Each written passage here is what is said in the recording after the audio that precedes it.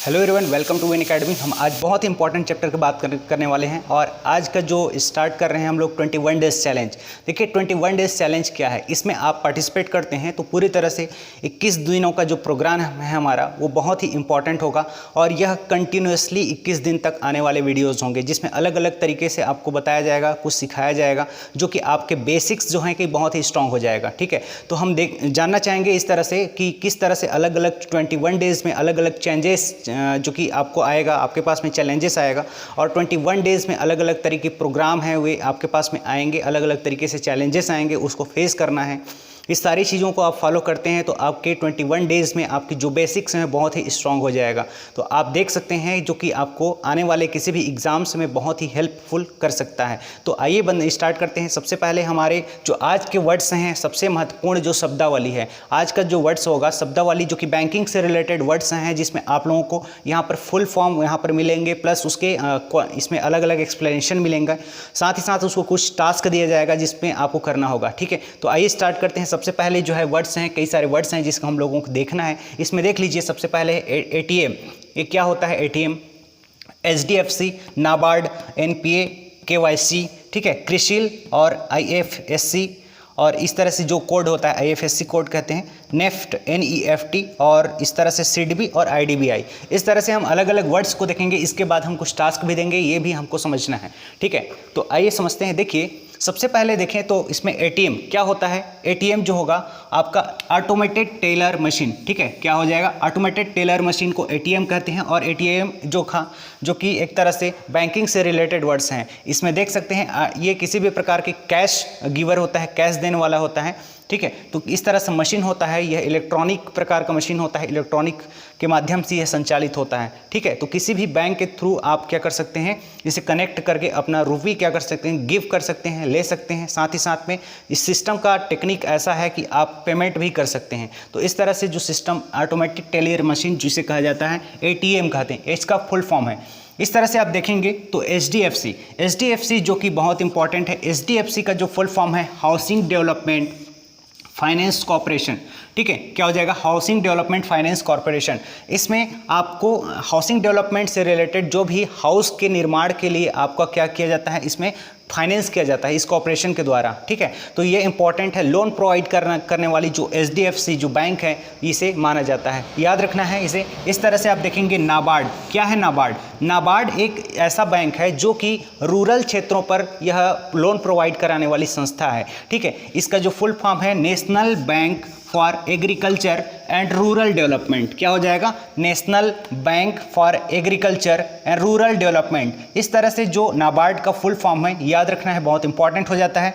इसका जो हेडक्वार्टर है मुंबई में है। कहाँ पर है? इसका हेडक्वार्टर मुंबई में। तो मुंबई में इसका हेडक्वार्टर बनाया गया है। यह नीचे के जो एग्रीकल्चर से रिलेटेड है, रूरल बैंक है, रूरल और एग्रीकल्चर क्षेत्र को यह लोन प्रोवाइड करने वाली संस्था है, याद रखना है। ठीक है, इसके बाद देखिए एनपीए। क्या है एनपीए?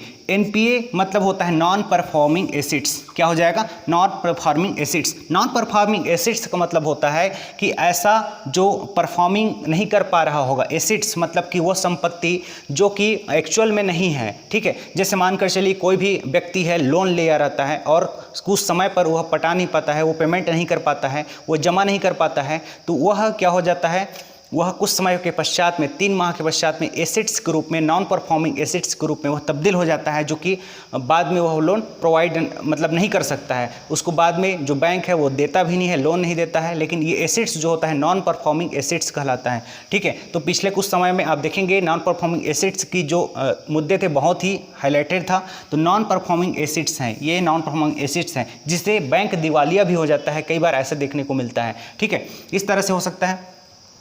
इसमें देखेंगे केवाईसी। क्या है केवाईसी? केवाईसी का मतलब होता है know your customer. Know your customer. Know your customer का मतलब है कि अपने ग्राहक को जानो। मतलब ये है कि नो योर कस्टमर, कोई भी अपने बैंक या कोई से फाइनेंशियल इंस्टीट्यूशन जो कि अपने ग्राहक को जानने के लिए, समझने के लिए, उसका पता, उसके जो फ़ोटोज़ हैं, उसके पहचान पत्र है, उन सभी को जानने की, पता करने की कोशिश करता है और उसी को कहते हैं नो योर कस्टमर, मतलब अपने ग्राहक को जानो। ठीक है, तो इसको क्या कहते हैं? Know your customer. याद रखिएगा, नो योर कस्टमर को याद रखना है। इसी के साथ ही साथ में आप देखेंगे इसमें क्रिशिल है, क्रिशिल। और क्रिशिल क्या होता है उसको समझिए। देखिए, इसके पहले मैं छोटा सा आपको टास्क दूंगा और उसके बाद फिर आगे बढ़ेंगे, ठीक है। देखिए, एक वर्ड्स है, उसको आप लोग 30 सेकंड में जवाब दीजिए। नीचे इनबॉक्स में, कमेंट बॉक्स में जवाब दीजिए कि उसका फुल फॉर्म क्या होता है। क्या है? पैन, PAN, ठीक है, पैन। पैन क्या होता है? पैन जो होता है इसका फुल फॉर्म लिखिए नीचे कमेंट बॉक्स में क्या होता है उसको, फिर आगे बढ़ेंगे। 30 सेकंड जस्ट आपके पास टाइम है।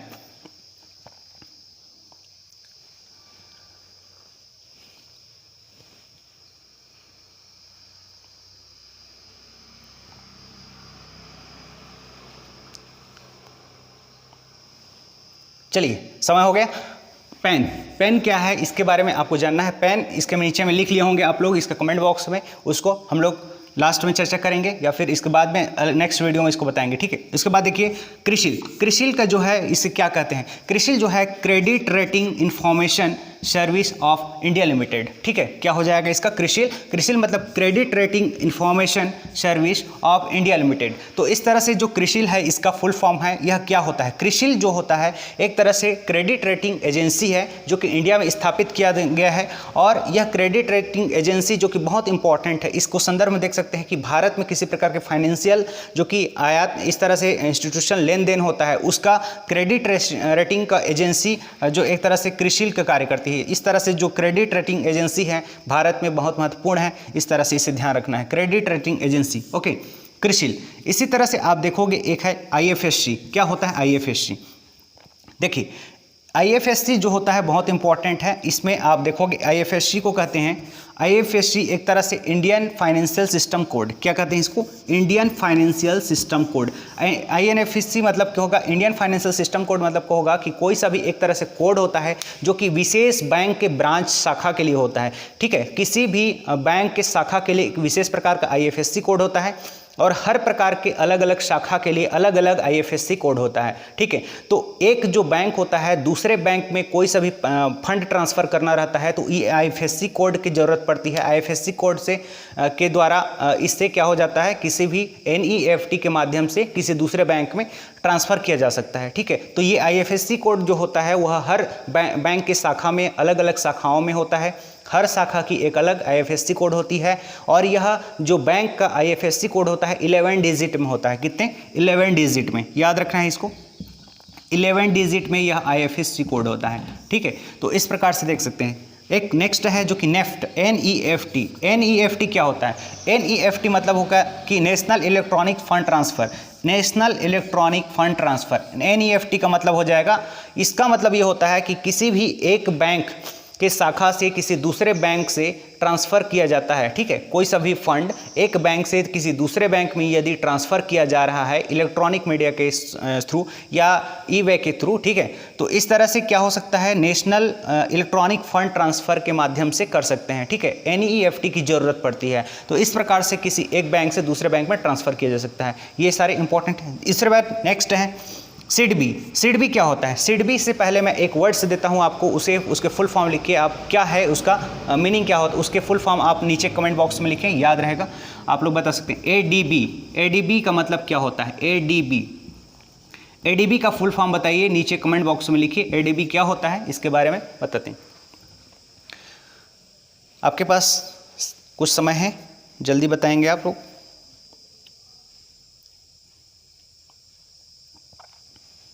ADB, okay, clear. So ADB जो है उसके बारे में आप लोग नीचे में लिख लिए होंगे। इसके बाद हम आगे चलते हैं। सिडबी, सिडबी जो है बहुत इंपॉर्टेंट है। सिडबी के संदर्भ में देखेंगे small industrial development bank of India. क्या हो जाएगा? Small industrial development bank of India, मतलब स्मॉल इंडस्ट्रीज। स्मॉल इंडस्ट्रीज का मतलब है छोटे इंडस्ट्रीज को डेवलपमेंट के लिए बैंक है, ठीक है। मतलब डेवलपमेंट मतलब विकास कार्यों के लिए लोन प्रोवाइड कराने वाली एक बैंक है जिसे कहते हैं सिडबी। मतलब कि छोटे बैंकों को लोन प्रोवाइड, छोटे इंडस्ट्रियल क्षेत्रों को बैंक प्रोवाइड कर, मतलब कि लोन प्रोवाइड कराने के लिए एक तरह से बैंक है, ठीक है। याद रखना इसे सिडबी, ये इंपॉर्टेंट हो जाएगा। नेक्स्ट हम देखते हैं IDB, IDB का मतलब हो गया IDBI। IDBI का मतलब होता है कि industrial development bank of India. क्या हो जाएगा? IDBI, industrial development bank of India. Industrial development bank of India जो होगा वह एक तरह से इंडस्ट्रियल क्षेत्र को एक तरह से डेवलपमेंट के लिए यह एक बैंक है। यह लोन प्रोवाइड कराने वाली एक संस्था है और इसे ही कहते हैं industrial development bank of India. ठीक है, ये बहुत इंपॉर्टेंट है, इस तरह से आपको देखना है। इसके अलावा आप लोगों को समझना होगा एक छोटा सा एक टर्म्स और मैं बता देता हूँ यहाँ पर है, उसको कहते हैं सिबिल। क्या होता है? सिबिल। सिबिल क्या होता है? देखिए, सिबिल जो होता है उसको जानना है। सिबिल एक तरह से बहुत इंपॉर्टेंट है। इस पर सिबिल को कहा जाए, इसका फुल फॉर्म को आप इसको तैयार करके रखेंगे। सिबिल क्या होता है, इसको फुल फॉर्म को लिखिए नीचे में क्या होता है। देखिए, सिबिल को जो कि मैं बता देता हूँ आपको, सिबिल होता है एक तरह से जो किसी भी फाइनेंशियल फंड के लिए लेन देन के लिए या फिर उसके रेगुलेशन करने के लिए एक संस्था होती है सिबिल।